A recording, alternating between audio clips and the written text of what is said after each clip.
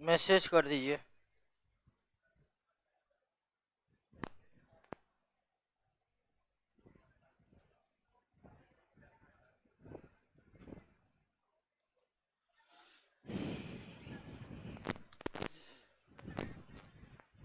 आइए दोस्तों शुरुआत करते हैं। और इससे पिछले क्लास में हम लोग सेल के बारे में समझे थे, सेल के इंट्रोडक्शन को समझे थे। ठीक है, आज हम ये समझने का प्रयास करेंगे कि सेल का संरचना कैसी है, या सेल के अंदर क्या क्या होता है। बात मत करिए, शांत से समझिए एक एक चीज को। तो आज हम सेल के स्ट्रक्चर को देखेंगे। नॉर्मल जो सेल का कॉन्सेप्ट होता है उसको तो आप समझ गए थे, और अंत में हम बात किए थे कि जब इलेक्ट्रॉन माइक्रोस्कोप का खोज हो गया, नॉल एवं रस्का ने इलेक्ट्रॉन माइक्रोस्कोप का खोज कर लिए, तो उस माइक्रोस्कोप में सेल स्पष्ट नजर आने लगा। सेल कैसा है, इस संबंध में एक थ्योरी आई थी जिसका नाम था प्रोटोप्लाज्म थ्योरी। क्या थी? और वह प्रोटोप्लाज्म थ्योरी मैक्स शुल्ज नामक साइंटिस्ट के द्वारा दिया गया था। लेकिन वह थ्योरी सेल कैसा है यह बताने में पूरी तरह से असफल रहा था। लेकिन आगे चलकर जैसे ही नॉल एवं रस्का ने इलेक्ट्रॉन माइक्रोस्कोप का खोज किया था, 1930 में किया था। नोट में सही कर लीजिएगा, 1830 की जगह 1930 कर लीजिएगा। हाँ 1931, सॉरी 1931 कर लीजिए। 1800 है ना।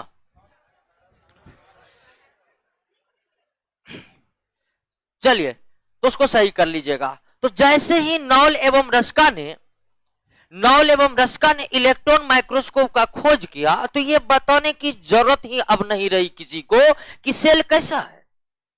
क्योंकि सेल जैसा है, आगे देखो न, रेखा है और पीछे देख रहा है, गजब स्थिति कर रहा है। नौकरी करना है कि नहीं करना है? क्या देख रहा है पीछे? है आ रहा है, आगे देखो, बात एकदम नहीं करना है।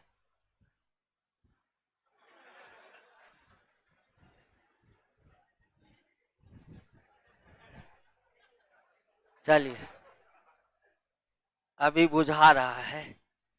ठीक है, नौकरी का स्थिति क्या है, देख कहां देख रहा है। नहीं करना है नौकरी?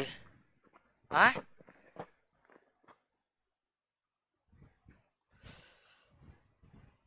चलिए हम भी देख लेते हैं कौन नौकरी करता है। ठीक है, हम यहीं रहेंगे कोचिंगे में। ठीक है, तो ध्यान दीजिए, सेल के स्ट्रक्चर को समझते हैं। तो नॉल एवं रस्का जो है, वह जैसे ही इलेक्ट्रॉन माइक्रोस्कोप का खोज किया तो पूरी तरह से अस्पष्ट दिखने लगा, बताने की जरूरत नहीं रही। तो आज हम देखेंगे कि आखिर इलेक्ट्रॉन माइक्रोस्कोप में सेल किस प्रकार से दिखता है। ठीक है, और जितने भी चीज के बारे में हम चर्चा करेंगे कि ये आकृति गोलाकार है, ये आकृति वर्गाकार है, तो वास्तव में उसकी आकृति जो होगी वह वही होगी जो इलेक्ट्रॉन माइक्रोस्कोप में दिखता है, जो इलेक्ट्रॉन माइक्रोस्कोप में दिखता है। तो आइए देखने का प्रयास करते हैं।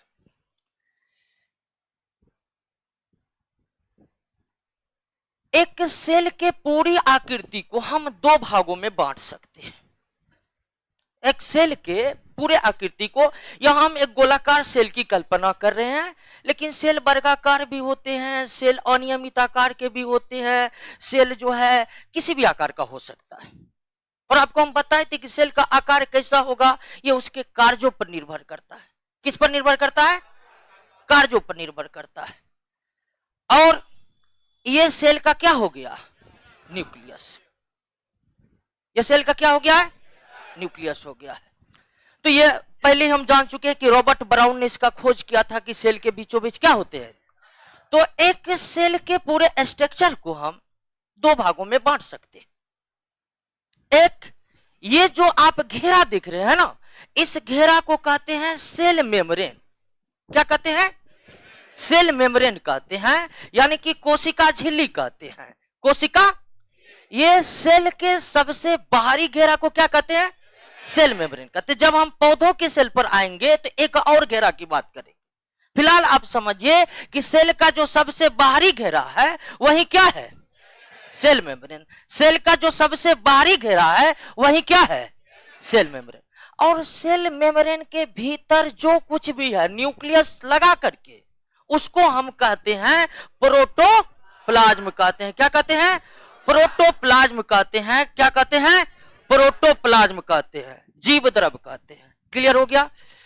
कोशिका झिल्ली और प्रोटोप्लाज्म, यानी कि एक सेल के स्ट्रक्चर को, पूरे स्ट्रक्चर को दोस्तों कितने भागों में बांटा जा सकता है?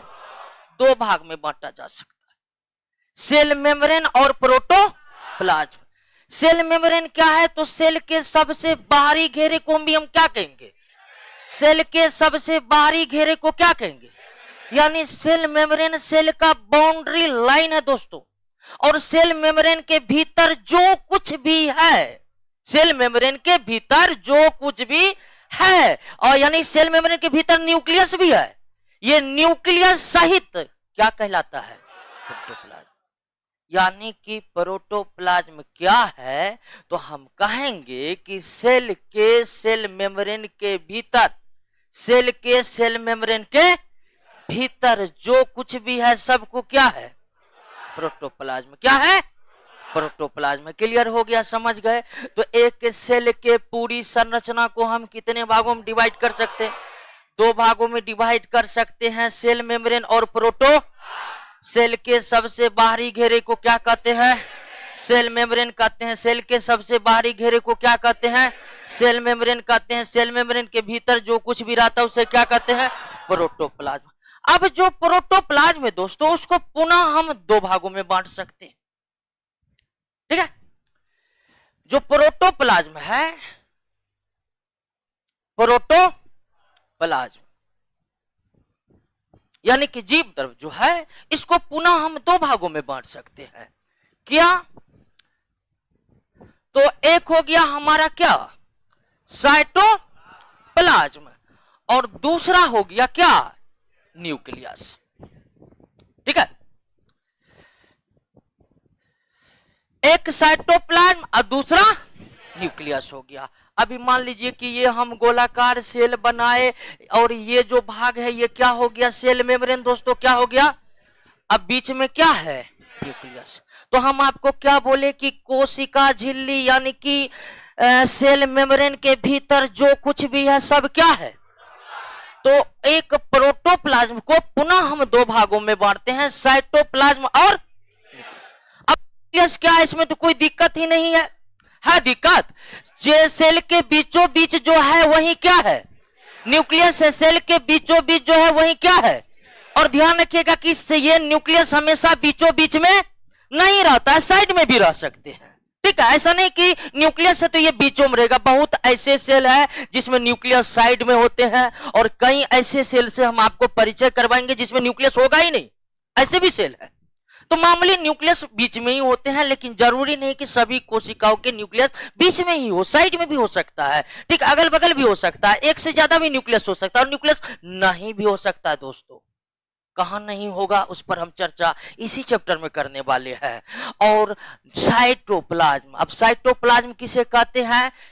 ये सेल मेम्ब्रेन और न्यूक्लियस, सेल मेम्ब्रेन और न्यूक्लियस के बीच में ये जितना चीज आप देख रहे हैं, ये जो जितना चीज आप देख रहे हैं, ये सारा का सारा क्या है? साइटोप्लाज्म। सारा का सारा क्या दोस्तों?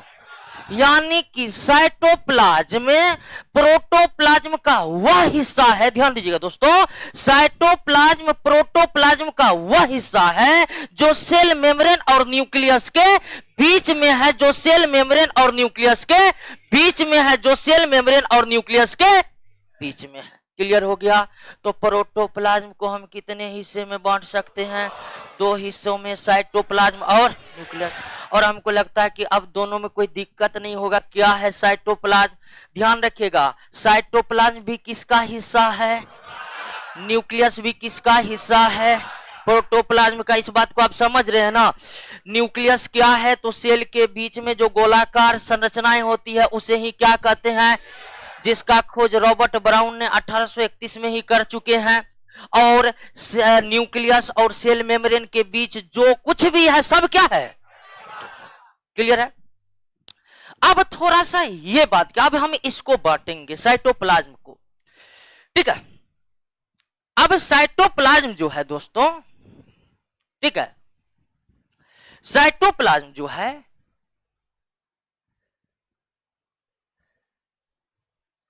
ठीक है, साइटोप्लाज्म, ठीक है, साइटोप्लाज्म किसको कहेंगे? इसमें तो कोई दिक्कत नहीं है, नहीं ना? न्यूक्लियस और सेल मेम्ब्रेन के बीच जो है क्या है? साइटोप्लाज्म।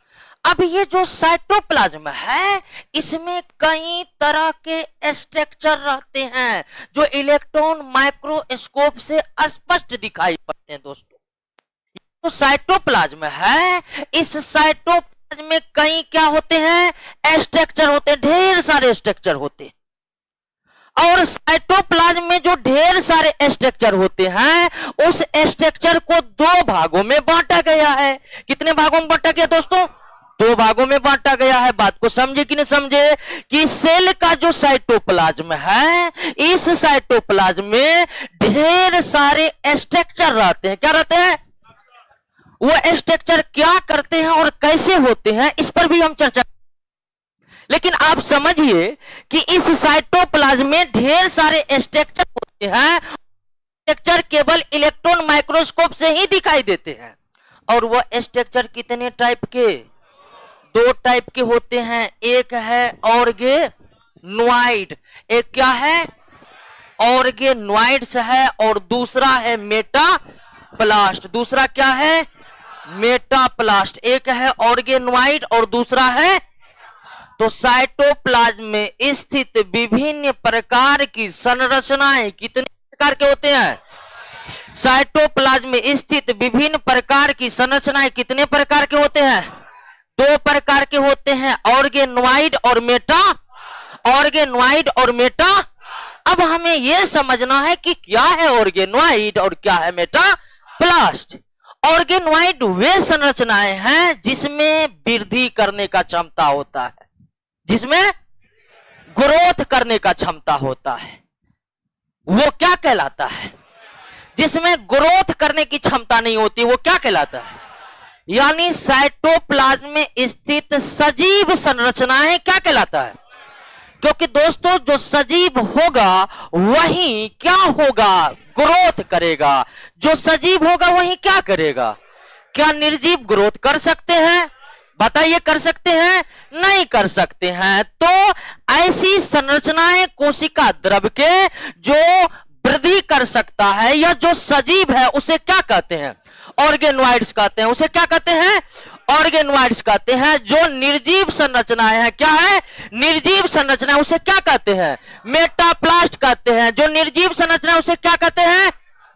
जिनको नौकरी करना है ध्यान बना के रखिए, भागने होना चाहिए, ठीक है? बैठने वाले को बैठने दीजिए आराम से, और जो बैठे हुए हैं यहां ध्यान दीजिए ना। जो भी क्लास में आया देख रहे हैं, नया आदमी है कोई, डीएमएसपी आया है, देखिएगा उसको।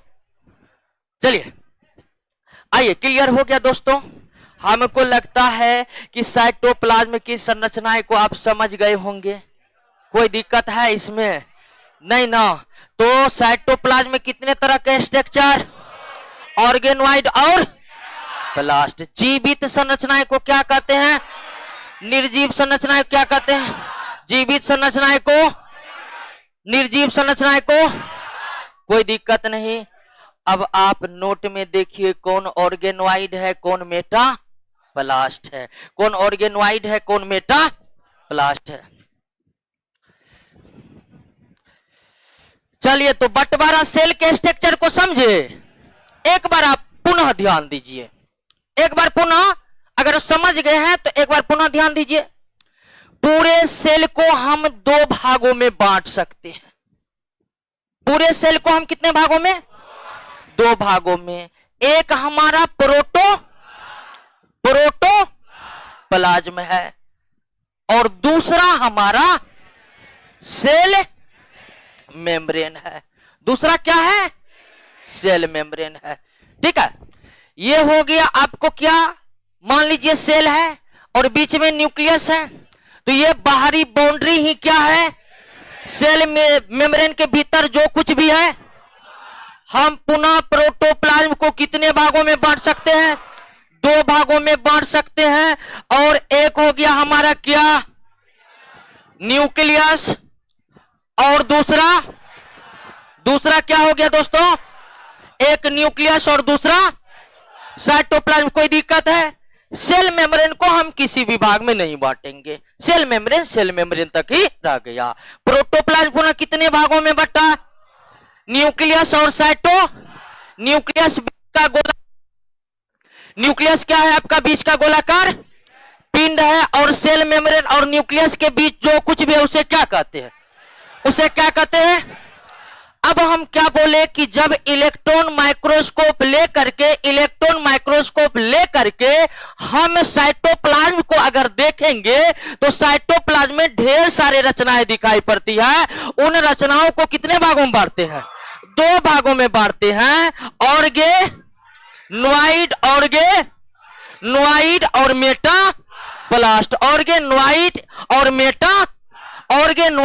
मेटाप्लास्ट। ऑर्गेनॉइड कैसी संरचनाएं हैं? सजीव संरचनाएं हैं। मेटाप्लास्ट कैसी संरचनाएं हैं? निर्जीव संरचनाएं। मेटाप्लास्ट कैसी संरचनाएं हैं? क्या दोस्तों, समझे कि नहीं समझे? क्लियर हुआ कि नहीं हुआ? हो गया। चलिए, तो अब हमें क्या पढ़ना है? अब हमें पढ़ना है कि ऑर्गेनॉइड संरचनाएं कौन कौन है और मेटाप्लास्ट संरचनाएं कौन कौन है। क्लियर हो गया बात? हमको लगता है अब आपको सेल में कोई दिक्कत नहीं होनी चाहिए कि सेल के स्ट्रक्चर में क्या क्या होते हैं। अब साइटोप्लाज्म में जो ढेर सारे ऑर्गेनॉइड्स है उसके बारे में हमें पढ़ना पड़ेगा, और जो मेटाप्लास्ट है उसके बारे में पढ़ना पड़ेगा, क्योंकि इसी ऑर्गेनॉइड और मेटाप्लास्ट संरचना के बदौलत कोई कोशिका जिंदा रहता है। बात को समझ रहे हैं? इसी ऑर्गेनॉइड्स और मेटाप्लास्ट संरचनाओं के बदौलत कोई कोशिका क्या रहता है? जिंदा रहता है, क्योंकि ये सब संरचनाएं कुछ ना कुछ कार्यों को संपन्न करती है। ठीक उसी तरह जिस तरह अंग कई कार्यों को संपन्न करते हैं, हमारा शरीर जिंदा रहता है। हमारा शरीर जिंदा कैसे है? तो छोटी आंत अपना काम कर रहा है, फेफड़ा अपना काम कर रहा है, किडनी अपना काम कर रहा है, सारे अंग काम कर रहा है, तब एक शरीर क्या होता है? जिंदा होता है। ठीक दोस्तों, ठीक उसी तरह जो ऑर्गेनॉइड स्ट्रक्चर और मेटाप्लास्ट स्ट्रक्चर है, यह कुछ ना कुछ कार्य करते रहते हैं, जिसके बदौलत कोशिका क्या रहता है?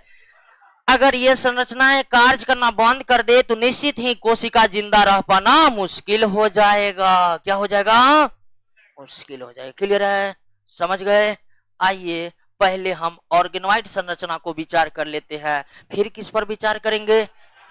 तत्काल नोट पर नजर दोहराइए कि कौन कौन सी संरचना ऑर्गेनॉइड्स है।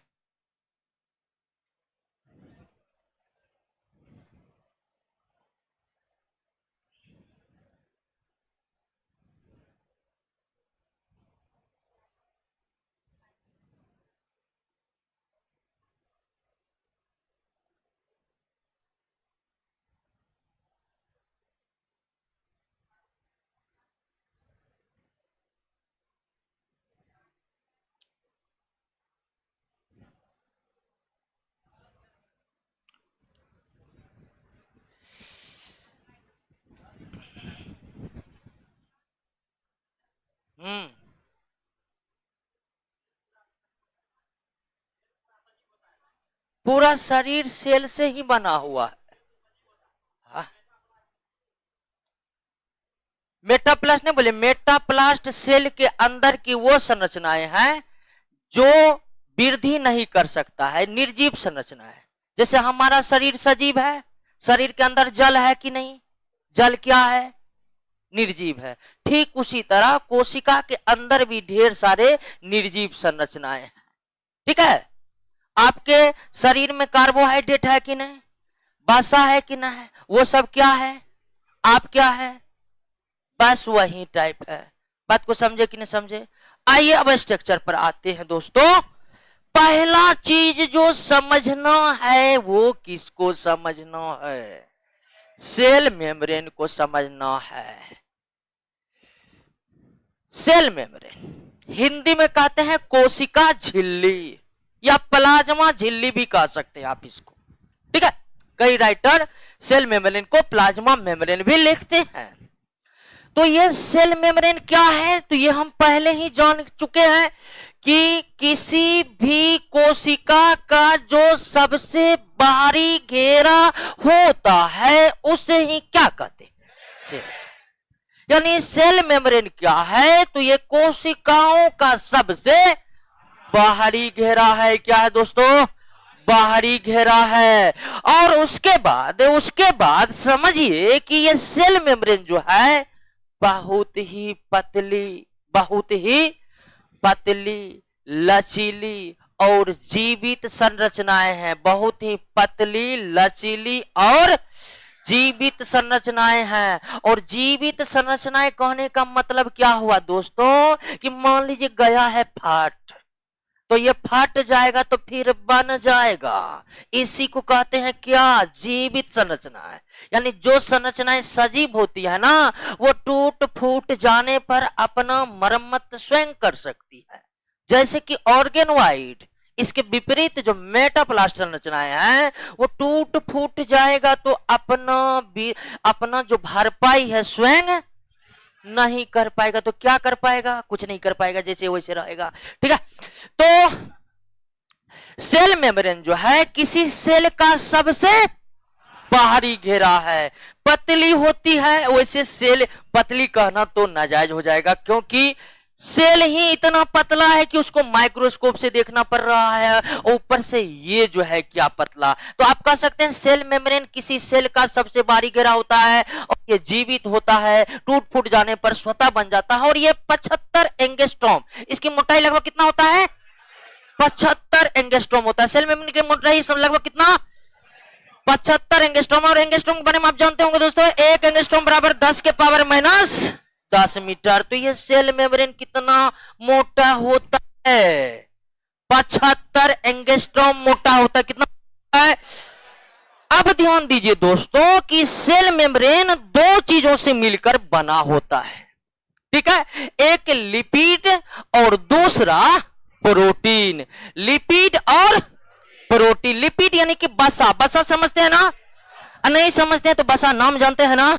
वही बसा, ठीक है।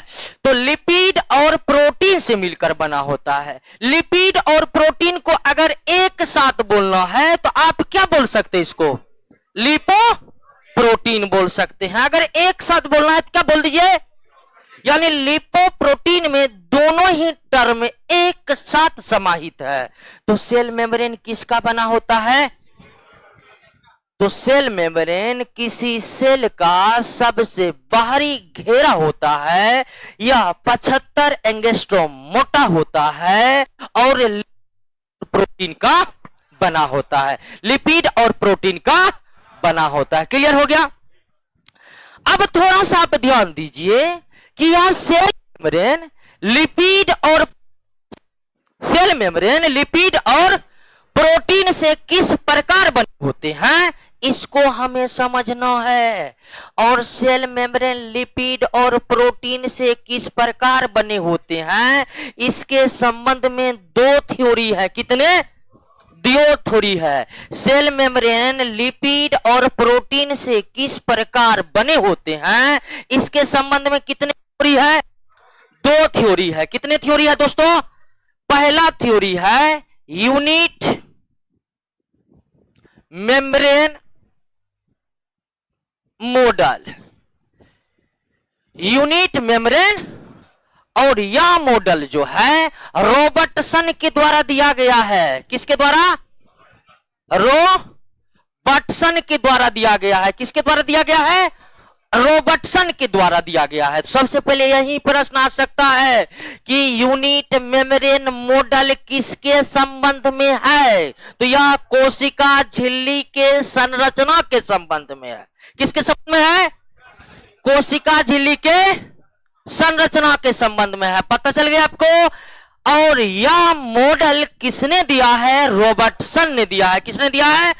रॉबर्टसन ने दिया है। ध्यान दीजिएगा दोस्तों, किसने दिया है? रॉबर्टसन ने दिया। अब रॉबर्टसन साहेब ने इस मॉडल में क्या बताए हैं? इसमें यह बताए हैं कि प्लाज्मा झिल्ली या कोशिका झिल्ली या सेल मेम्ब्रेन में ऊपर और नीचे प्रोटीन की परत होती है। अब बीच में किसकी परत होती है? लिपिड की। यानी कि जो कोशिका झिल्ली यानी सेल मेम्ब्रेन 75 एंगस्ट्रॉम मोटा होता है, तो उस 75 एंगस्ट्रॉम में 25 एंगस्ट्रॉम प्रोटीन का लेयर ऊपर में, 25 एंगस्ट्रॉम प्रोटीन का लेयर नीचे में, बचेगा कितना? है 30 न बचा।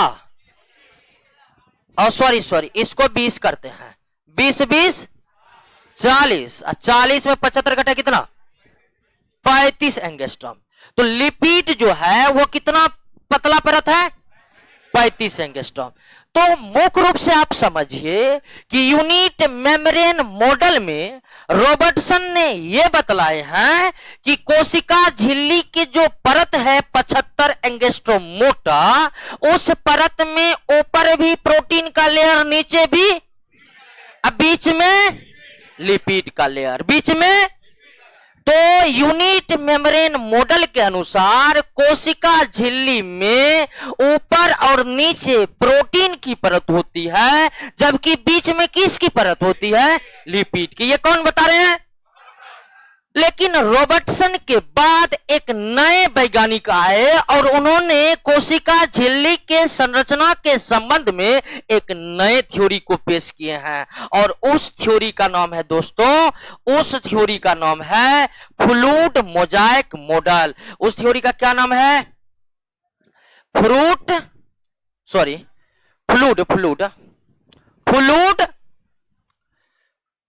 Mosaic model. कौन model? Fluid mosaic model. Fluid यानी तरल, मोजाइक मतलब मोजाइक, मॉडल यानी कि तरल मोजाइक मॉडल। और यह मॉडल जो है यह सिंगर, ठीक है, और निकोलसन ने दिया है। किसने दिया है? सिंगर और निकोलसन नामक साइंटिस्ट दिया है। फ्लूइड मोजाइक मॉडल किसने पेश किया है? सिंगर और निकोलसन। ध्यान दीजिएगा, आपसे पूछेगा कि यूनिट मेम्ब्रेन मॉडल किसने दिया है? रॉबर्टसन। यूनिट मेम्ब्रेन मॉडल के अनुसार सेल मेम्ब्रेन में 3 परत में ऊपर नीचे प्रोटीन का परत, बीच में लिपिड का परत। लेकिन ये जो फ्लूइड मोजाइक मॉडल है, कोशिका झिल्ली का संरचना बताने वाला, ये रॉबर्टसन के यूनिट मेम्ब्रेन मॉडल का ठीक उल्टा है। यानी कि यह मॉडल कहता है कि ऊपर और नीचे लिपिड की परत होती है। ऊपर और नीचे किसकी परत होती है? लिपिड की। और बीच में किसकी परत होती है? प्रोटीन की। बीच में किसकी? तो सेल मेम्ब्रेन प्रोटीन और लिपिड से बनी होती है। सेल मेम्ब्रेन प्रोटीन और लिपिड से बनी होती है।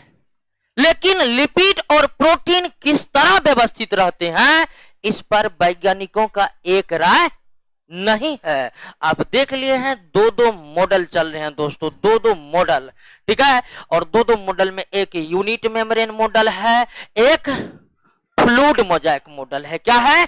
Fluid mosaic model. क्लियर हो गया? बात को समझ गए? कोई दिक्कत नहीं? कहिए पीछे वाले सब, कोई दिक्कत नहीं ना? वैसे पीछे में सब टैलेंटेड बैठता, हमको पता है, ठीक है। क्योंकि जो टैलेंटेड रहता है उसको पढ़ने से मतलब है, वो पढ़ कर सीधा निकलता है। कोई दिक्कत? कोई दिक्कत ना?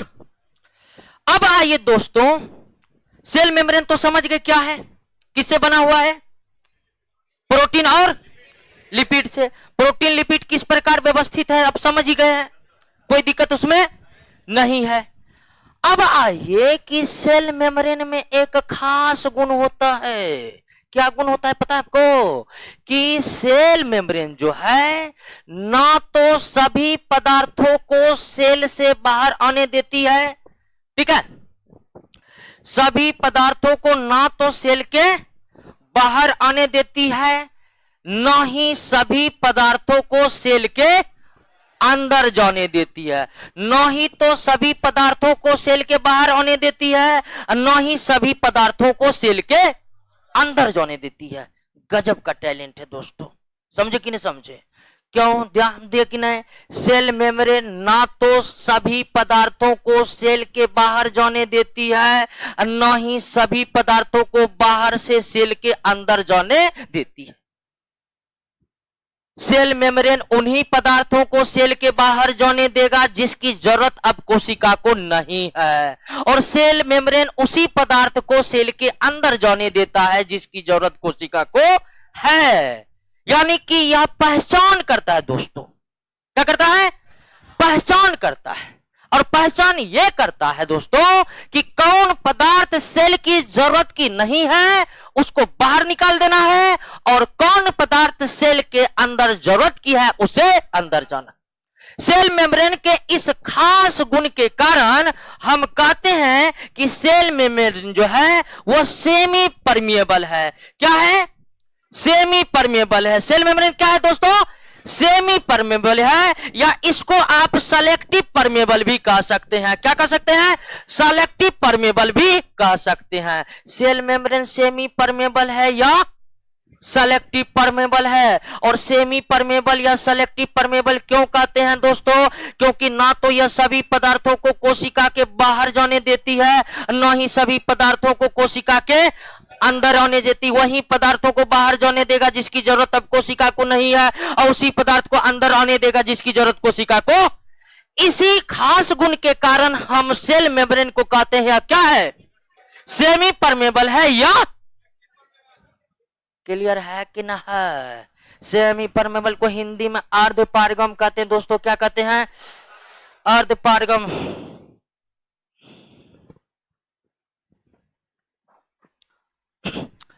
ठीक है, तो कभी कभी जो है यह भूमिका निभाता है कि कौन पदार्थ, कभी कभी ने हमेशा सेल मेम्ब्रेन की यह भूमिका रहती है कि कौन अंदर जाएगा और कौन बाहर आएगा। क्लियर है दोस्तों?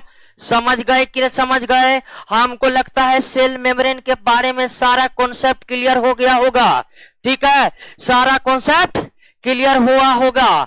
ध्यान दीजिए, सबसे पहले को क्या याद रखना है कि सेल मेम्ब्रेन सेल का सबसे बाहरी घेरा है। सेल का सबसे बाहरी घेरा है। यह बहुत ही लचीली, पतली और जीवित झिल्ली होती है, अर्थात टूट फूट जाने पर इसका निर्माण स्वयं हो जाता है। यह सेल मेम्ब्रेन कितना एंगस्ट्रॉम मोटा होता है? 75 एंगस्ट्रॉम मोटा होता है। कितना? यह सेल मेम्ब्रेन किससे बना होता है?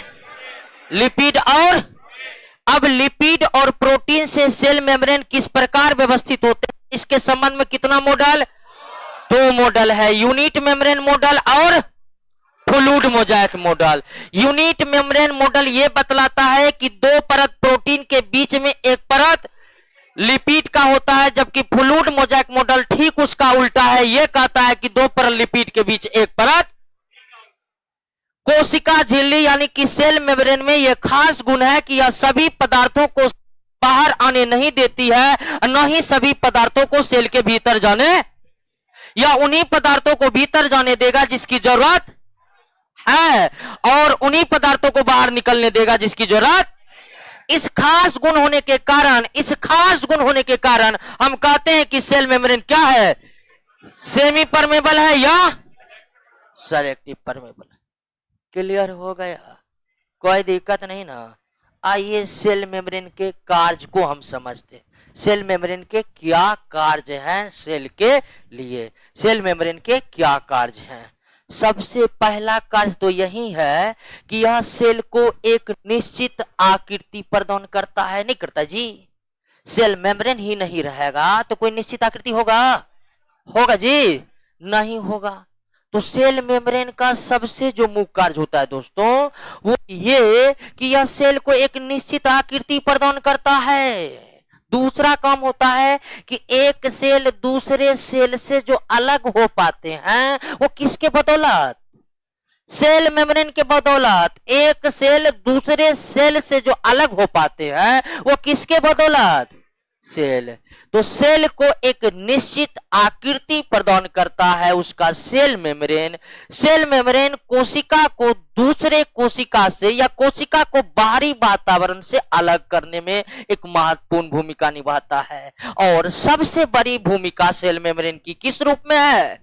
सेमी परमेबल के रूप में है। या सेमी परमेबल की भूमिका अदा करके उन पदार्थों पर नियंत्रण रखती है जो पदार्थ सेल के अंदर जाने वाला है या जो पदार्थ सेल के बाहर निकलने वाला है। ये इसका सबसे मेन काम है सेल मेम्ब्रेन का, कि यह इस बात पर नियंत्रण रखता है कि कौन पदार्थ सेल के अंदर जाएगा और कौन पदार्थ सेल के बाहर जाएगा। क्लियर हो गया? अगला कार्य होता है दोस्तों, जैसे हम लोग चलते फिरते हैं किसके सहायता से? पैरों की सहायता से चलते फिरते हैं ना। हम लोग किसके सहायता से चलते फिरते हैं? पैरों। पैर को प्रचलन अंग कहते हैं।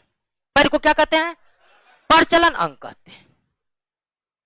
उसी तरह सूक्ष्म जीव के बारे में आप जानते होंगे, नहीं जानते तो कोई बड़ी बात नहीं है, जानिएगा। तो सूक्ष्म जीव जो होते हैं वो आंखों से नहीं दिखते हैं, जैसे बैक्टीरिया हो गया, प्रोटोजोआ हो गया, उसमें भी चलने फिरने वाले अंग होते हैं, प्रचलन अंग होते हैं। और जो एक कोश के अर्थात सूक्ष्म जीवों का प्रचलन अंग का नाम है सीलिया हो गया, फ्लैजिला हो गया। इसका नाम सुने हैं? फ्लैजिला हो गया, सीडोपोडिया हो गया। क्या हो गया? सीडोपोडिया हो गया। सीडोपोडिया को हिंदी में कहते हैं कूटपाद। क्या कहते हैं? कूटपाद। फ्लैजिला को हिंदी में भी फ्लैजिला ही कहते हैं, सीलिया को हिंदी में भी सीलिया कहते हैं। ये जो सीलिया है, फ्लैजिला है, कूटपाद है, ये सब एक कोशिकीय जीवों का प्रचलन अंग है। एक कोशिकीय जीवों का अर्थात सूक्ष्म जीवों का, जो आंख से नहीं दिखते। जैसे हम लोगों का प्रचलन अंग हमारा टांग है, उसी तरह सूक्ष्म जीवों में भी गति करने के लिए अर्थात एक स्थान से दूसरे स्थान तक जाने के लिए दोस्तों क्या पाए जाते हैं? सीलिया पाए जाते हैं, फ्लैजिला पाए जाते हैं और सूडोपोडिया पाए जाते हैं। ठीक है? तो ये जो आप देख रहे हैं सीलिया, फ्लैजिला, कूटपाद, ये कोशिकीय जीवों में किसके द्वारा बनते हैं? ये जो सीलिया, फ्लैजिला, सीडोपोडिया है, या एक कोशिकीय जीवों में किसके द्वारा बनते हैं? किसके द्वारा बनते हैं दोस्तों? सेल मेम्ब्रेन के द्वारा बनते हैं। किसके द्वारा बनते हैं? सेल मेम्ब्रेन के द्वारा बनते हैं। एक कोशिकीय जीवों के प्रचलन अंग सीलिया, फ्लैजिला, कूटपाद, इसका निर्माण किससे होता है दोस्तों? सेल मेम्ब्रेन से होता है। किससे होता है? सेल मेम्ब्रेन से। क्लियर हो गया? बात को समझ रहे हैं? कोई दिक्कत है? सेल मेम्ब्रेन खत्म हो गया, इतने बात याद रखना है।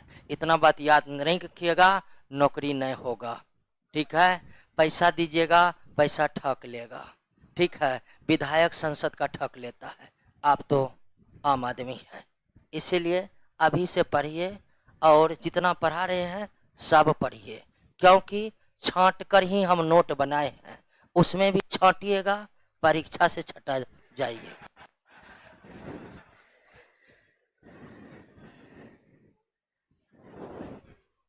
क्लियर है? सेल मेम्ब्रेन में कोई दिक्कत नहीं ना? कोई दिक्कत नहीं ना? कोई दिक्कत? सेल मेम्ब्रेन किससे बना है? सेल मेम्ब्रेन लिपिड और प्रोटीन से। लिपिड और सेल मेम्ब्रेन कितना मोटा? 75 मीटर। सीलिया, फ्लैजिला का निर्माण किसके द्वारा? सेल मेम्ब्रेन के द्वारा। सेल मेम्ब्रेन के संबंध में दो मॉडल है, एक यूनिट मेम्ब्रेन मॉडल और दूसरा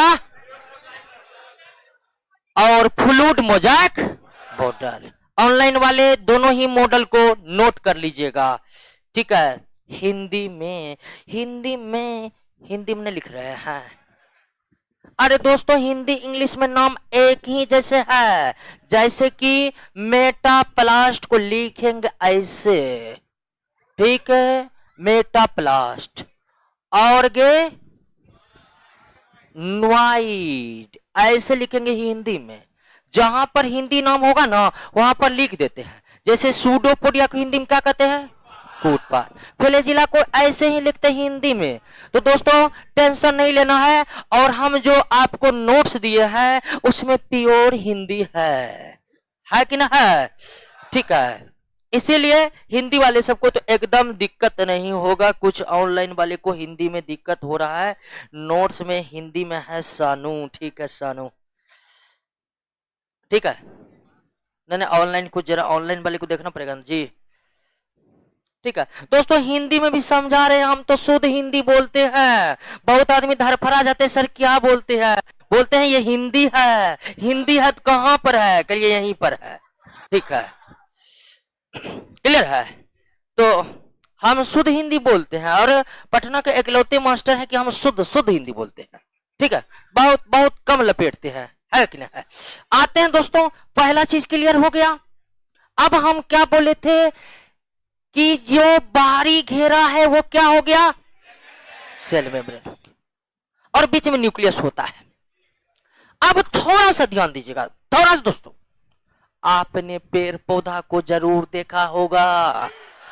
क्या आपने पेड़ पौधा को जो देखे होंगे, इतना तो अनुभव किए होंगे कि मौसम का जो परिवर्तन होता है ना, उसका असर पौधों पर बहुत कम पड़ता है। पता है जी?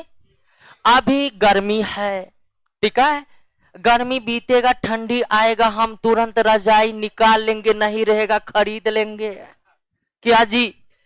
लेकिन पौधा को देखते हैं कि कोई आदमी पौधा के लिए फिक्रमंद होता है जी, पौधा के लिए भी रजाई खरीद लेते हैं।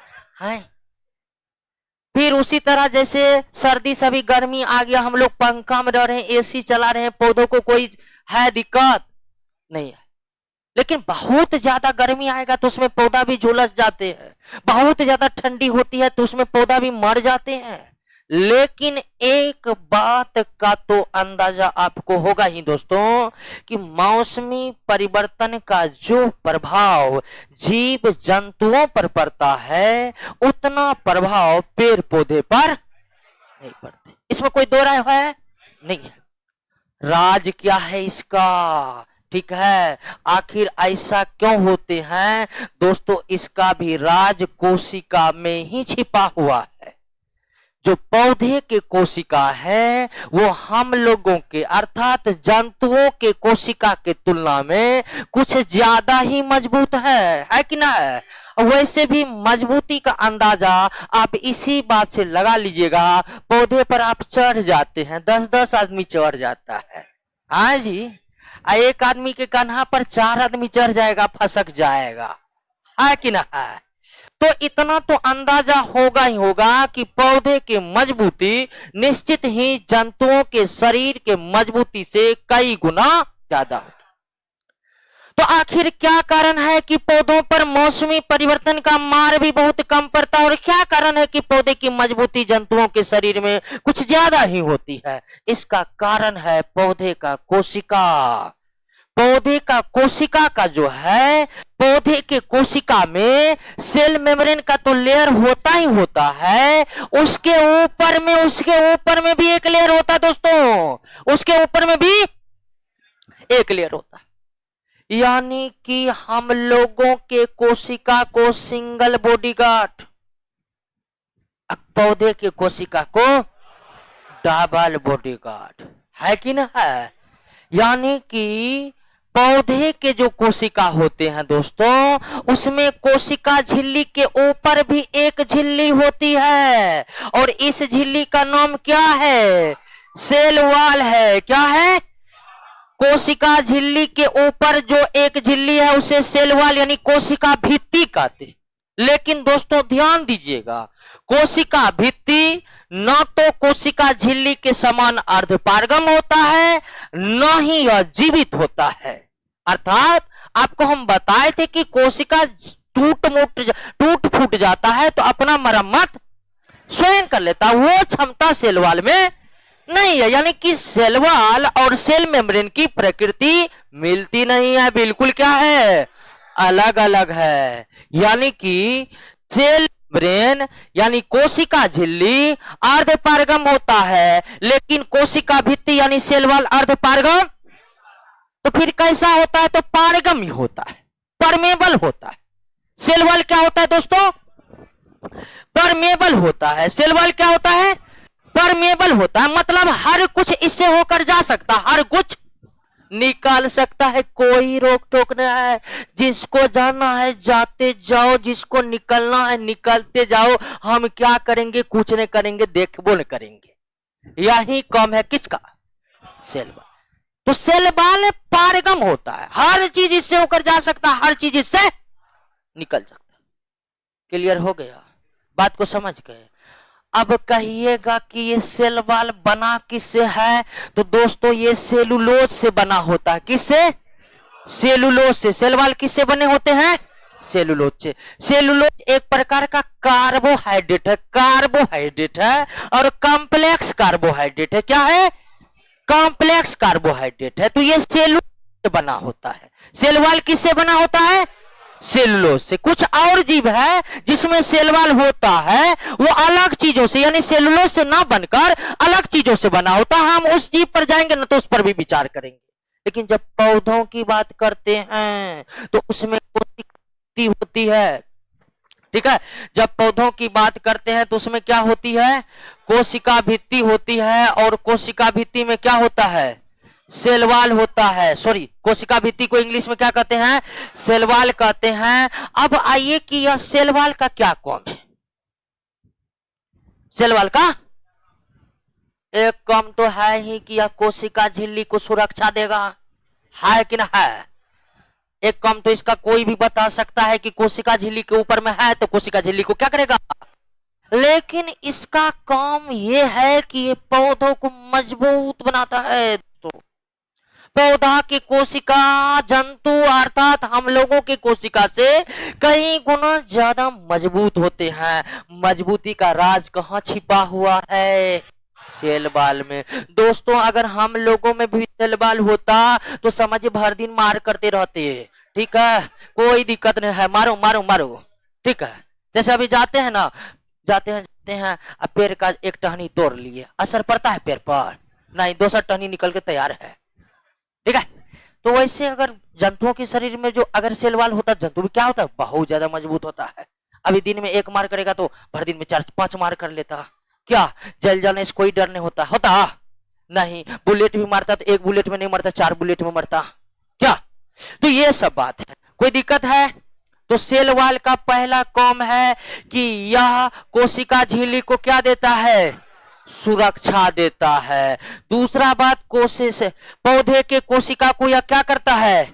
मजबूत बनाता है। और सबसे बड़ी बात है कि पौधे के कोशिका को सूखने से बचाता है। किससे बचाता है? पौधा के कोशिका के भीतर नमी हमेशा बनी रहती है। किसके बदौलत?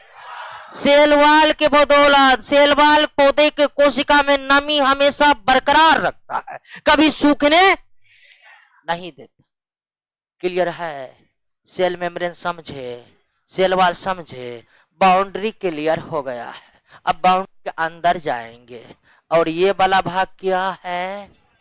साइटोप्लाज्म। सेल मेम्ब्रेन समझ गए दोस्तों, सेल वॉल समझ गए। आइए तीसरा चीज जो आपको समझना है वो है साइटोप्लाज्म। अब आप कहिएगा साइटोप्लाज्म क्या है? तो हम कहेंगे शुरू में बता चुके हैं। बता चुके हैं कि नहीं बता चुके? फिर से बता रहे हैं, समझिए। ये जी है सेल मेम्ब्रेन, और बीच में होगा क्या? न्यूक्लियस। और न्यूक्लियस और सेल मेम्ब्रेन के बीच जो कुछ भी है वो क्या है? साइटोप्लाज्म। क्लियर हो गया? अब कहिएगा कि ये साइटोप्लाज्म कैसा होता है दोस्तों? तो ये तरल होता है। क्या होता है? तरल होता है, लिक्विड टाइप का होता है। और जैसे ही लिक्विड है दोस्तों, इसका अधिकांश भाग कौन तैयार करेगा? कौन तैयार करेगा? चल, यानी कि कोशिका द्रव, जिसको इंग्लिश में साइटोप्लाज्म कहते हैं, और साइटोप्लाज्म जीव द्रव का ही हिस्सा है, और साइटोप्लाज्म प्रोटोप्लाज्म अर्थात जीव द्रव का वह हिस्सा है जो न्यूक्लियस और सेल मेम्ब्रेन के बीच में है कि ना है। और इसकी प्रकृति कैसी है साइटोप्लाज्म की, तो ये तरल पदार्थ के समान है। तरल मतलब पूरा तरल नहीं, यानी कि पानी है, शहद देखे है, अलकतरा पिघला हुआ देखे है, उस टाइप का होता है कौन, साइटोप्लाज्म। यानी बहुत ही गाढ़ा द्रव है, गाढ़ा लिक्विड है, जिसका सर्वाधिक भाग बना हुआ है। वैसे कोशिका का सर्वाधिक भाग जल से बना होता है। कोशिका तो छोड़िए, मानव के शरीर का ही सर्वाधिक भाग किससे बना हुआ है, जल से बना हुआ। जल बहुत ही महत्वपूर्ण चीज है, जल बहुत ही महत्वपूर्ण चीज। तो अरे साउंड वाला ठीक ना, आज बहुत गड़बड़ा रहा है साउंड। ओके ऑनलाइन वाले सब बोलिए साउंड ठीक है।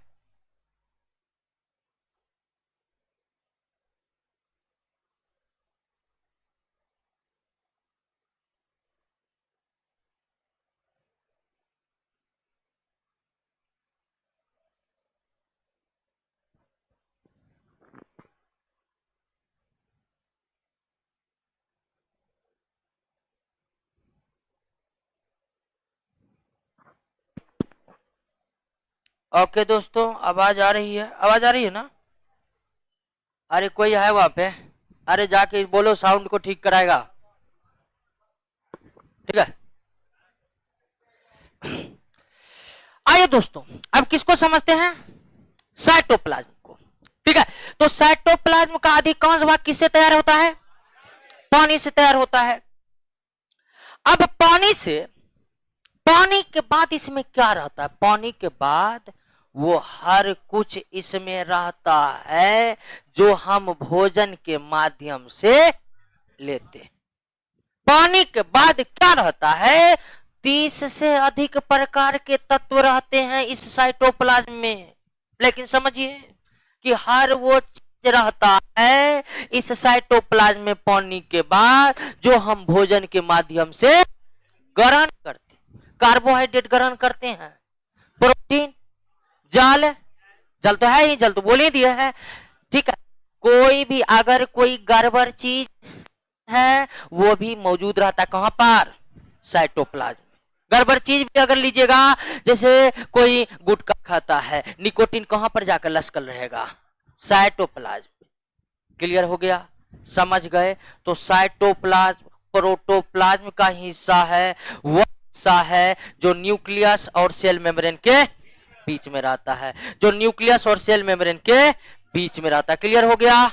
अब ध्यान दीजिए दोस्तों कि हम बताए थे कि साइटोप्लाज्म के अंदर ढेर सारे स्ट्रक्चर, साइटोप्लाज्म के भीतर, और उन स्ट्रक्चर को कितने भागों में बांटे थे, ऑर्गेनॉइड और मेटाप्लास्ट। बात को समझ रहे हैं कि नहीं समझ रहे, कोई दिक्कत नहीं ना है।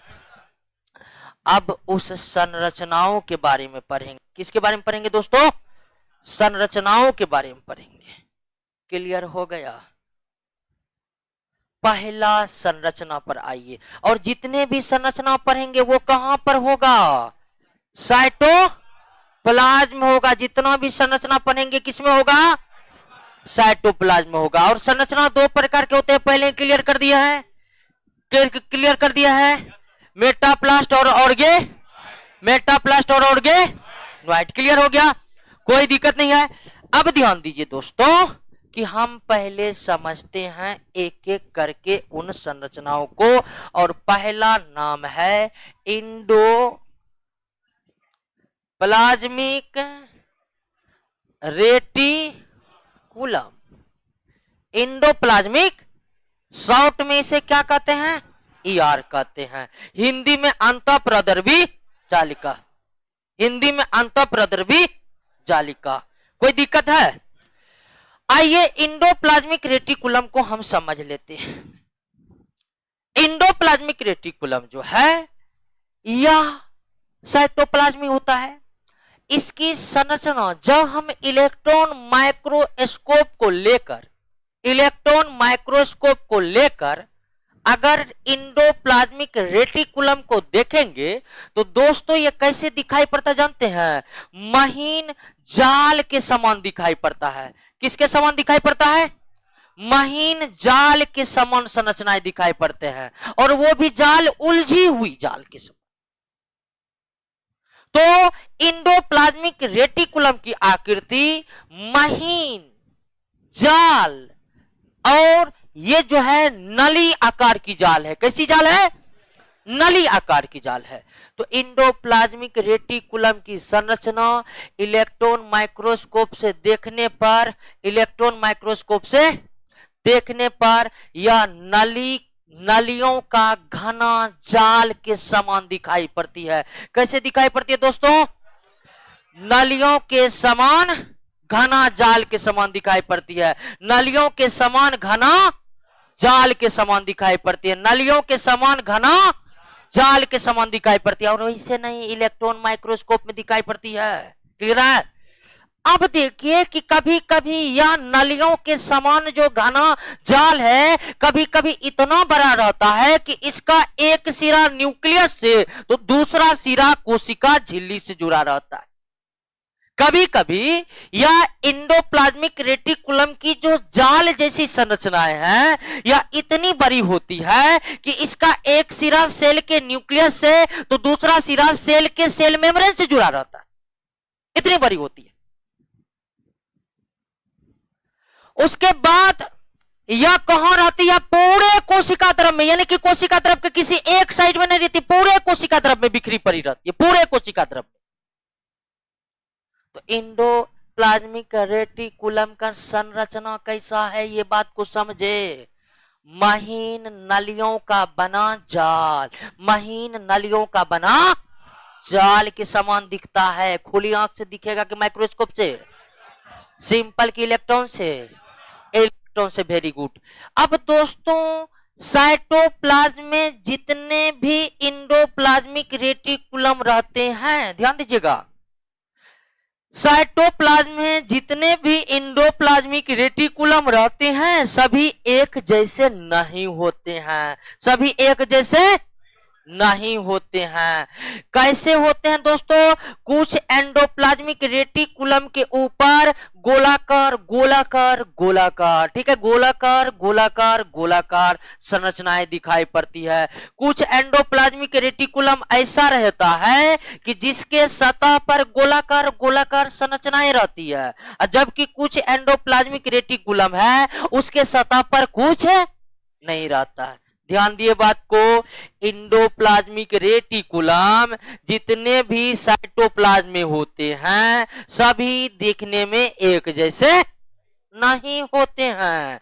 कुछ इंडोप्लाज्मिक रेटिकुलम ऐसे होते हैं सेल के अंदर जिस पर गोलाकार गोलाकार संरचनाएं रहती है, और कुछ पर बिल्कुल बिल्कुल कुछ भी नहीं रहता, बिल्कुल कुछ भी नहीं रहता। क्लियर है बात? समझ गए? कोई दिक्कत है?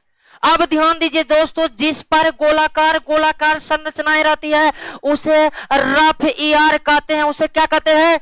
रफ ईआर कहते हैं। जिस पर कोई गोलाकार संरचना नहीं रहती उसे क्या कहते हैं? स्मूथ ईआर कहते हैं। क्या कहते हैं? यानी कि ईआर कितने प्रकार के दोस्तों? दो प्रकार के ईआर। कितने प्रकार के? दो प्रकार के, रफ ईआर और रफ ईआर उसको कहते हैं जिसके सतह पर गोलाकार गोलाकार गोलाकार संरचनाएं पाई जाती है, और स्मूथ ईआर वो है जिस पर कोई संरचनाएं। अब आप जरा सा ध्यान दीजिए कि रफ जिसके कारण हुआ है रफ, उस संरचना का नाम है राइबोसोम। ये इंडोप्लाज्मिक रेटिकुलम के सतह पर जो गोलाकार गोलाकार गोलाकार संरचनाएं आप देख रहे हैं, ये संरचनाओं का नाम है ribosome.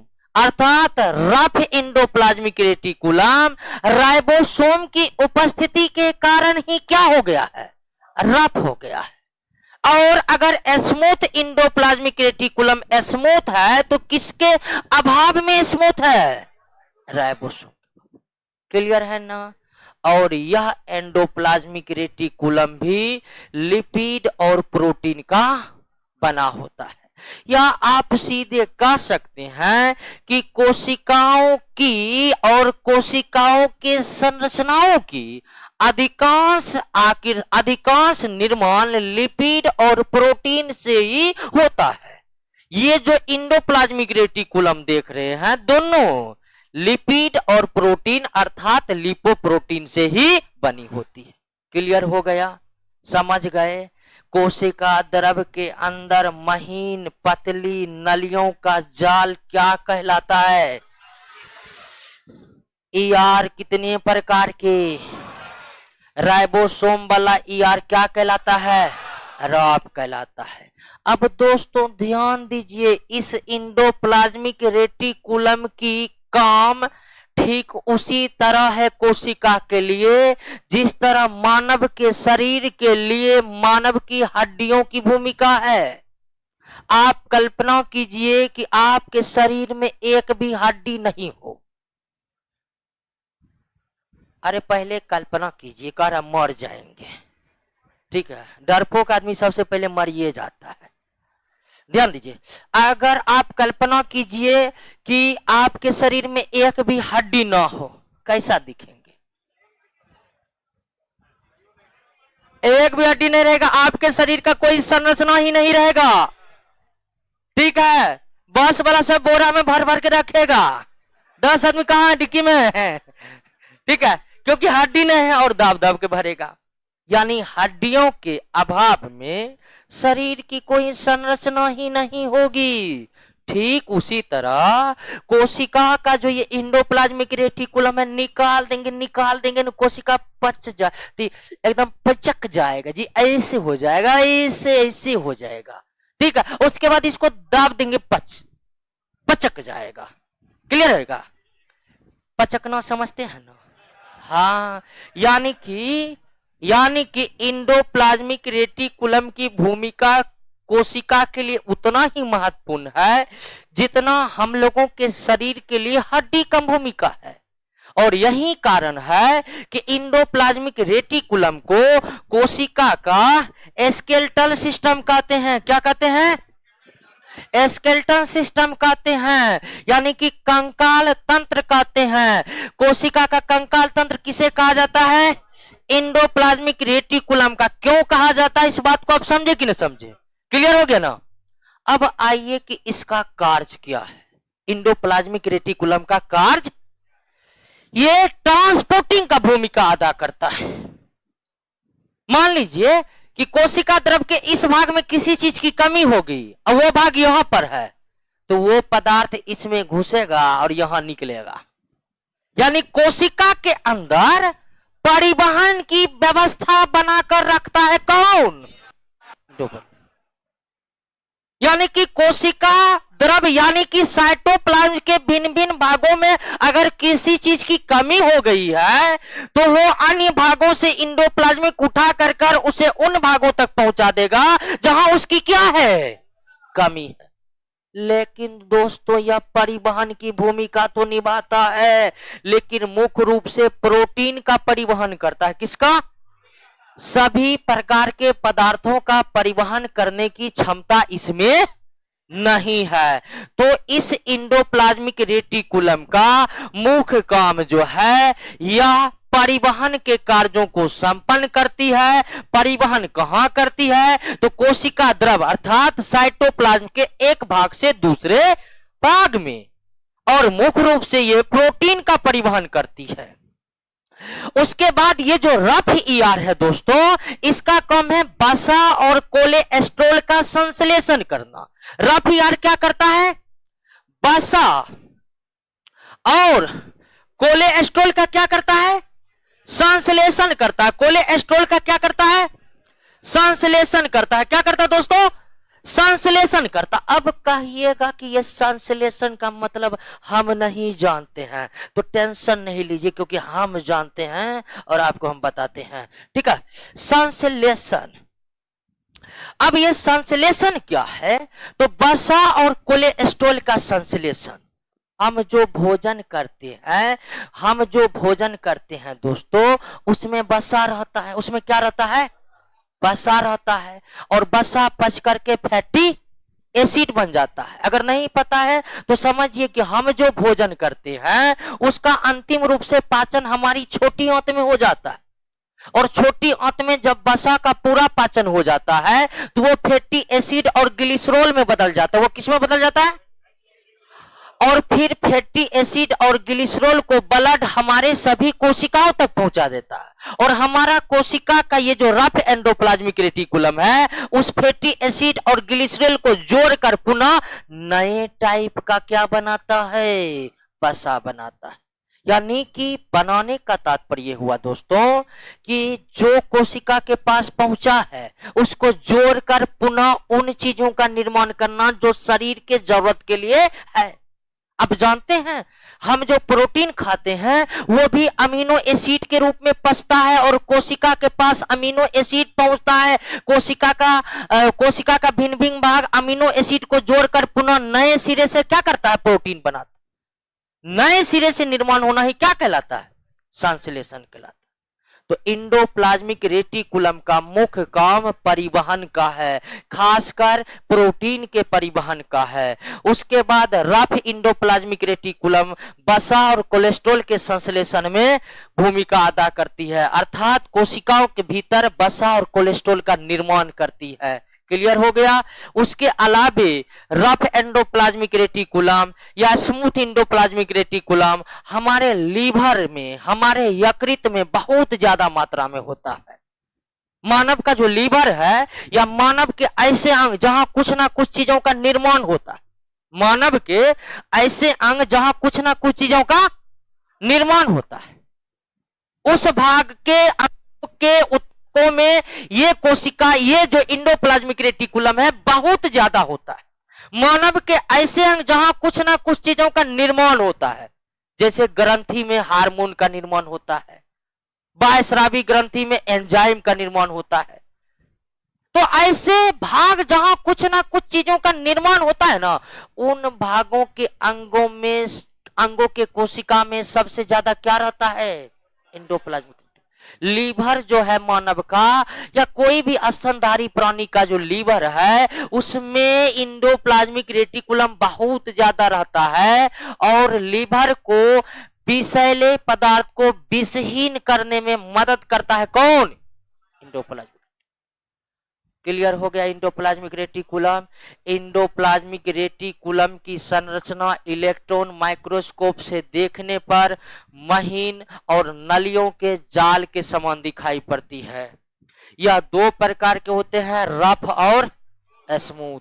Rough endoplasmic reticulum ribosome की उपस्थिति के कारण होता है। यह कोशिकाओं का कंकाल तंत्र कहलाता है, क्योंकि इसके अभाव में कोशिका पचक जाएगा, उसकी अंदर से कोई स्ट्रेंथ नहीं रह जाएगी, कोई संरचना नहीं रह जाएगी। क्लियर है? बात समझ गए? उसके बाद कार्यों को हम समझ ही लिए हैं। अब जरा उन वैज्ञानिकों को याद करना तो जरूर बनता है जिन्होंने इतने बातों का पता लगाए हैं। तो इंडोप्लाज्मिक रेटिकुलम को सबसे पहले खोजा था पोर्टर, कलमैन, पोर्टर, क्लाउडे और फूलम नामक साइंटिस्ट ने। किसने खोजा था? पोर्टर, क्लाउडे और फूलम नामक साइंटिस्ट ने। आगे चलकर पोर्टर और कलमैन ने इसका नाम क्या रखा? ईआर रखा। क्या रखा? ईआर रखा। ईआर को समझे? एक बार नोट पर नजर दौड़ाइए, तो कोई दिक्कत होगा तो हम बताएंगे, नहीं तो आगे बढ़ेंगे।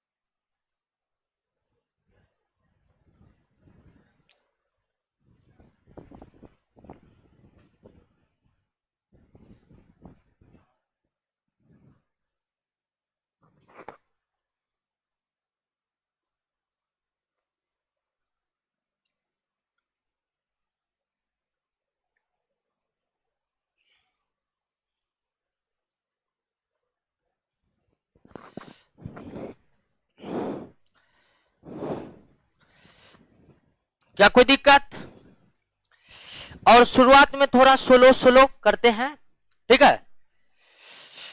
जैसे ही एक्सेप्ट करने लगिएगा बातों को, उसके बाद स्पीड बढ़ा देंगे, ठीक है।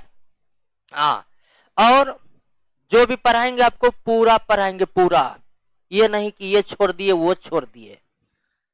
हमसे बायोलॉजी पढ़कर आप किसी भी एग्जाम में बैठिए, टॉप करने के अलावा कोई विकल्प नहीं बचेगा आपको, ठीक है। अरे हलक।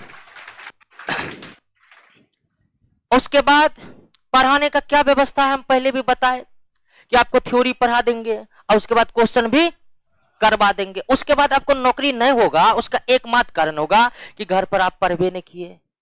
कोचिंग कोई भर दिन आएगा, कोचिंग में कतबो पढ़ लेगा, उसको नौकरी तब तक नहीं होगा जब तक वो घर पर नहीं पढ़ेगा। दोस्तों, बिना कोचिंग किए नौकरी किया जा सकता है, लेकिन बिना घर पर पढ़े नौकरी नहीं किया जा सकता है। ये सब याद रखिएगा, ठीक है। ऐसा नहीं कि कोचिंग आ रहे हैं, कोचिंग जा रहे हैं, नौकरी हो जाएगा, नहीं। घर पर बैठकर पढ़ना बहुत जरूरी है। और ध्यान दीजिए दोस्तों, उम्र है पढ़ने का, उम्र है पढ़ने का, सिवा कुछ भी करिएगा नौकरी नहीं होगा, क्योंकि बहुत आदमी केवल पढ़ ही रहे हैं और सीट की स्थिति क्या है, बात क्या कर रहे जी, गड़बड़ करते हैं, ठीक है। और सीट की स्थिति क्या है, बहुत कम है। कितना सीट आप देख रहे हैं ना, तो मारा मारी दोस्तों बहुत है। और हमको बहुत आदमी बोलता है कि आप विद्यार्थी को भड़काते हैं, कल भड़काते नहीं, सच्चाई बताते हैं, ठीक है। तो घर पर बैठकर पढ़ना है, दिन रात एक करना है, ठीक है। और हम को बिल्कुल आसान कर दिए दोस्तों, हम पढ़ाई बिल्कुल आसान कर दिए हैं, क्योंकि क्वेश्चन रटिए, टॉप करिए, क्योंकि सभी क्वेश्चन हमारे नोट से ही सेट करता है, ठीक।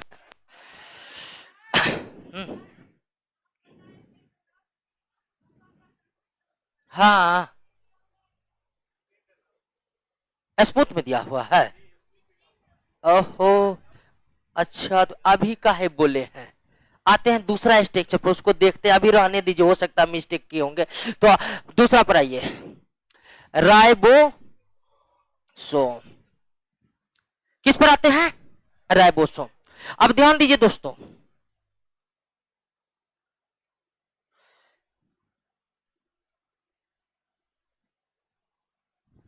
राइबोसोम दूसरा स्ट्रक्चर पर, ठीक है। रफ शुद्ध में कोई कंफ्यूजन हो गया है, दूर करेंगे उसको, ठीक है, फिलहाल रहने दीजिए। राइबोसोम पर आइए। राइबोसोम, अभी जितने भी स्ट्रक्चर पढ़ रहे हैं सब कहां है, साइटोप्लाज्म। सब कहां है दोस्तों, साइटोप्लाज्म में। अब राइबोसोम जो है यह पूरे कोशिका द्रव में रहता है, और इसकी जो आकृति होती है, राइबोसोम की जो आकृति होती है दोस्तों, गोलाकार होती है। क्या होती है, गोलाकार छोटी छोटी थैलियों के समान होती है, गोलाकार छोटी छोटी थैलियों के समान होती है। और यह जो है, एक तो आप देख लिए कि इंडोप्लाज्मिक रेटिकुलम के सतह पर भी पाए जाते हैं, क्या, राइबोसोम। इंडोप्लाज्मिक रेटिकुलम के सतह पर भी पाए जाते हैं, क्या, राइबोसोम। और दूसरा, ये पूरा कोशिका द्रव में बिखरे पड़े रहते हैं, पूरे कोशिका द्रव में, और कहीं कहीं पर कोशिका द्रव में ये गुच्छों के रूप में रहता है। कैसे रहता है, गुच्छों के रूप में रहता है। तो राइबोसोम जो है यह कोशिका द्रव यानी कि साइटोप्लाज्म के भीतर का सबसे छोटा स्ट्रक्चर है। अब तक आप इंडोप्लाज्मिक रेटिकुलम के बारे में पढ़े, आगे जितने भी स्ट्रक्चर के बारे में हम पढ़ने वाले हैं, उन सभी में सबसे छोटा कौन है, राइबोसोम। इसकी आकृति छोटी छोटी थैली के समान होता है। कैसे होता है दोस्तों, छोटी छोटी थैली के समान होता है। और ये कोशिका द्रव में आपको तीन तरह से दिख सकता है। राइबोसोम कोशिका द्रव में आपको कितने तरह से दिख सकता है, तीन तरह से। कैसे, तो इंडोप्लाज्मिक रेटिकुलम के सतह पर, इंडोप्लाज्मिक रेटिकुलम के सतह पर एक हो गया, दूसरा कोशिका द्रव में बिखरे पड़े कोशिका द्रव में, और तीसरा गुच्छों में। तीसरा, ऐसे राइबोसोम जो गुच्छे में रहते हैं, ऐसे राइबोसोम दोस्तों, ऐसे राइबोसोम जो गुच्छे में रहते हैं, ऐसे राइबोसोम जो गुच्छे में रहते हैं उसे क्या कहते हैं? पोलीसोम कहते हैं या पोली राइबोसोम भी कहते हैं। पोलीसोम भी कहते हैं या पोली राइबोसोम भी कहते हैं। पोलीसोम कहते हैं या पोली राइबोसोम कहते हैं। कोई दिक्कत है? बात को समझ गए कि समझ गए? तो राइबोसोम कितने तरह से दिखेगा? 3 तरह से दिखेगा। एक इंडोप्लाज्मिक रेटिकुलम के सतह पर हम पहले ही देख चुके हैं, दूसरा कोशिका द्रव में, और तीसरा गुच्छे में। ऐसा राइबोसोम जो गुच्छे में होता है, ऐसा राइबोसोम जो गुच्छे में होता है उसे क्या कहते हैं? पोलीसोम कहते हैं। उसे क्या कहते हैं? पोलीसोम कहते हैं। क्लियर हो गया दोस्तों? समझ गए? अब आइए कि ये राइबोसोम किससे बना हुआ है, तो ध्यान देना है। अब तक जो हम आकृति पढ़े हैं, जैसे सेल मेम्ब्रेन लिपिड और प्रोटीन का बना था, सेल वॉल सेलुलोज का बना था, इंडोप्लाज्मिक रेटिकुलम लिपिड और प्रोटीन का बना था। लेकिन इस राइबोसोम के निर्माण में लिपिड भाग नहीं लेता। इस राइबोसोम के निर्माण में लिपिड भाग नहीं लेता है। तो कौन भाग लेता है?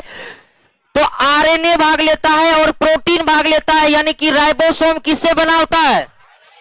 आरएनए और राइबोसोम किससे भाग लेता है? आरएनए और हाँ, प्रोटीन से बना होता है। तो याद रखना है कि राइबोसोम आरएनए, आरएनए क्या है? तो एक प्रकार का न्यूक्लिक एसिड है, के बारे में हम विस्तार से जेनेटिक्स वाले चैप्टर में पढ़ेंगे। ठीक है, तो फिलहाल आप समझिएगा कि आरएनए भी एक मॉलिक्यूल्स है, एक अणु है, और उस अणु से राइबोसोम बना हुआ। अब इसका कार्य क्या है दोस्तों? इसका एकमात्र कार्य है प्रोटीन का संश्लेषण करना। राइबोसोम का एकमात्र कार्य क्या है? प्रोटीन का संश्लेषण करना। अब आप कहिएगा प्रोटीन का संश्लेषण क्या है, हम नहीं जानते हैं। नहीं जानने का भी इलाज यहां पर होता है। अब समझिए कि प्रोटीन संश्लेषण का मतलब हुआ कि हमारे शरीर में प्रोटीन गया, हमने दाल खाया, सोयाबीन खाया, उससे हमारे शरीर को क्या प्राप्त हुआ? प्रोटीन। प्रोटीन जब हमारे शरीर में जाकर पूरी तरह से पच गया तो बन गया अमीनो, और पचा भोजन पचा भोजन जो है, बहुत डिस्टर्ब कर रहा, आज मेरा मूड ऑफ कर दिया सर। ठीक है, छोटी आंत में पचा हुआ भोजन का क्या होता है? अवशोषण होता है। पचा हुआ भोजन का क्या होता है? अवशोषण होता है। पचा हुआ भोजन का अवशोषण होने के बाद जो है अमीनो एसिड पहुंचता है कोशिका के भीतर में।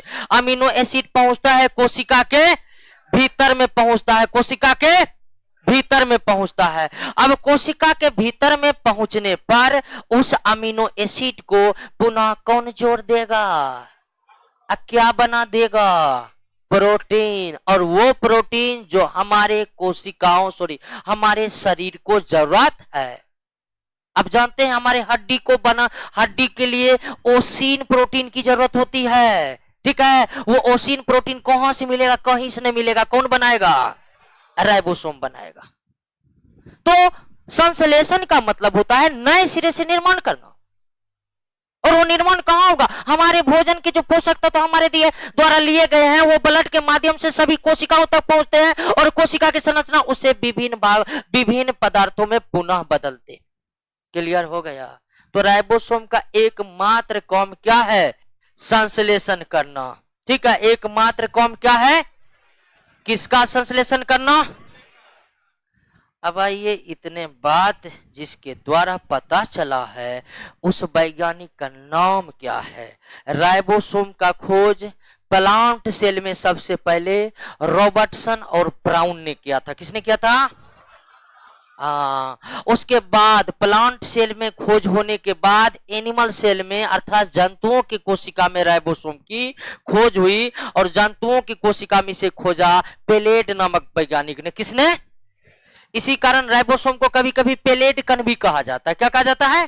पेलेट कण भी कहा जाता है। और आगे चलकर रॉबिन्सन ने इसका नाम क्या रखा? राइबोसोम। यानी जो खोजा वो सिर्फ खोजा, उन्होंने नाम नहीं दिया। नाम देने वाले वैज्ञानिक का नाम क्या है? रॉबिन्सन।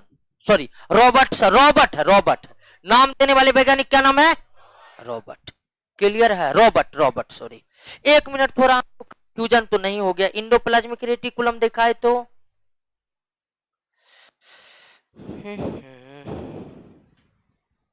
अंतःप्रदर्भी जालिका, जालिका नहीं दोस्तों, सही है। ठीक है, हम से मिस्टेक हुआ है। मिस्टेक क्या हुआ है कि वसा और कोलेस्ट्रॉल का संश्लेषण स्मूथ ईआर ही करता है। क्यों? 1 मिनट समझिए कि रफ ईआर पर क्या है? राइबो, ये प्रोटीन का संश्लेषण करता है। तो आर राइबोसोम के द्वारा संश्लेषित प्रोटीन को ये रफ एंडोप्लाज्मिक परिवहन करता है। यानी परिवहन का कार्य मुख्य रूप से रफ एंडोप्लाज्मिक रेटिकुलम करता है, और परिवहन में यह मुख्य रूप से प्रोटीन का परिवहन करता है। और प्रोटीन का इसीलिए किसी के ऊपर में राइबोसोम है, वो प्रोटीन बनाता है और रफ उसको क्या कर देता है? ट्रांसफर कर। तो स्मूथ एंडोप्लाज्मिक रेटिकुलम ही वसा और कोलेस्ट्रॉल का संश्लेषण करता, रफ नहीं करता है। Totally clear? हमको लगता है कि सेल में, हाँ बोलिए क्या 4 नंबर क्या है पॉइंट? 1 मिनट, कोशिका झिल्ली का 4 number point, 4 number point, 4 number point. अजी 4 कोशिका द्वारा होने वाला परासरण विसर्ग कोशिका झिल्ली, सही है? सही है वो दोस्तों? होता क्या है? सही है, वो बताए नहीं, हम डिस्कस नहीं किए। होता क्या दोस्तों कि जब हम पूरा जोश जुनून में पढ़ाते हैं ना, तो एक आध पॉइंट छूट जाता है, एक्स्ट्रा भी हो जाता है। ध्यान दीजिए, एक आध पॉइंट एक्स्ट्रा भी हो जाता है, एक आध पॉइंट छूट भी जाता है। तो उसके लिए टेंशन नहीं लेना, पढ़ाने में हो जाता है। ठीक है, तो कोशिका झिल्ली परासरण और विसरण की क्रिया संपन्न करती है, ये बात हम बताना भूल गए, लेकिन करती है तो आप जानिए करती है। और परासरण और विसरण को हम इसी चैप्टर में आगे पढ़ने वाले हैं, तो टेंशन नहीं ले। जो पॉइंट छूट जाएगा ना, वो क्वेश्चन में समटा जाएगा, क्योंकि क्वेश्चन पर पूरा डिटेल डिस्कस करने वाले हैं। पहले दोस्तों हम थ्योरी पढ़ा लेते थे और विद्यार्थी कहता था हम पढ़ लिए, अब बाद में देखे कि जो पढ़ लिया उसको कुछ नहीं हुआ। क्यों नहीं हुआ? तो पढ़ करके जब तक क्वेश्चन को नहीं बनाएंगे कुछ होने जाने वाला, इसीलिए उसके बाद हमने क्वेश्चन की क्लास में करवाना शुरू किया। तो जो पॉइंट छूट जाएगा ना, उसको हम क्वेश्चन के अंतर्गत समेट लेंगे। कोई दिक्कत है? तो हमको लगता है कि सेल मेम्ब्रेन के बारे में कॉन्सेप्ट क्लियर हो गया, सेल वॉल के बारे में कॉन्सेप्ट क्लियर हो गया, साइटोप्लाज्म के बारे में कॉन्सेप्ट क्लियर हो गया, इंडोप्लाज्मिक रेटिकुलम के बारे में कॉन्सेप्ट क्लियर हो गया, और राइबोसोम के बारे में भी कॉन्सेप्ट क्लियर हो गया। इतना चीज क्लियर हो गया। आइए नेक्स्ट क्लास में और चीज क्लियर करते हैं।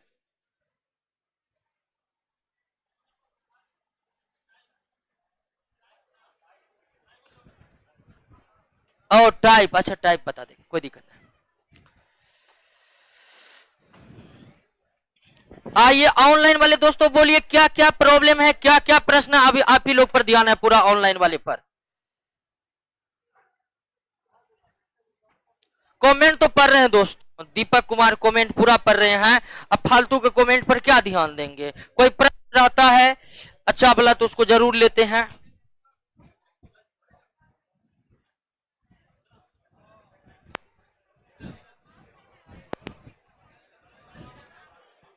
अच्छा चंदन कुमार व्हाट्सएप ग्रुप में जुड़वा देंगे।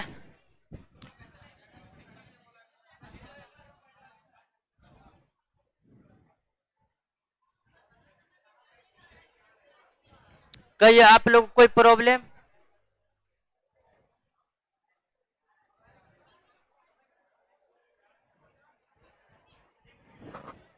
बोलिए ऑनलाइन वाले दोस्तों कोई प्रश्न है तो आप लोग का कमेंट ही देख रहे हैं। ऑनलाइन फाउंडेशन बैच का फी कम कीजिए, फी तो बहुत कम है। ठीक है,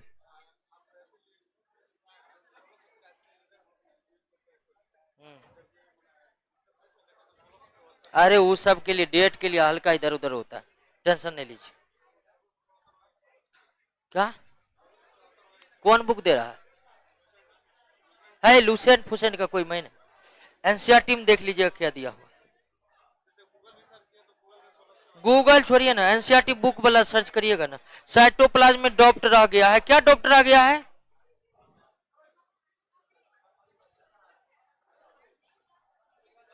इंग्लिश में नहीं, नोट्स हिंदी में ही मिल पाएगा, इंग्लिश में नोट्स नहीं मिल पाएगा।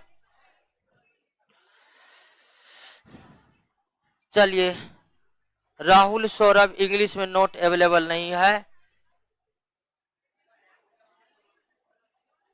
कितना? बस सेल का दूसरा क्लास था, सेल में 2 क्लास हुआ है।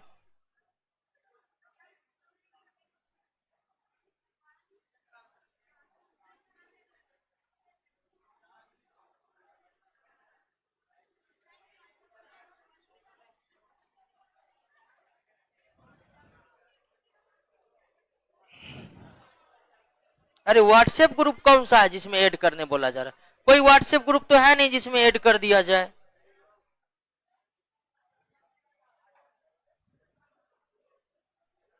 आराम आराम से निकलिए। चलिए फास्ट करते हैं। चलिए, आज का क्लास द इंड है, क्वेश्चन ले रहे हैं सिर्फ।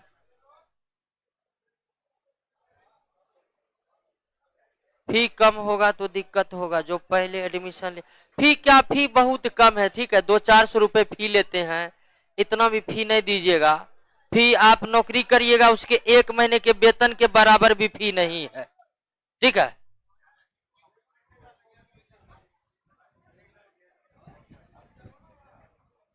अरे कोई व्हाट्सएप ग्रुप नहीं बना है, किसमें ऐड करें? कोई ग्रुप नहीं है। बायो में टोटल दूसरा क्लास हुआ है, ये दूसरा क्लास था, 1 क्लास पहले हुआ है और 1 क्लास आज हुआ है।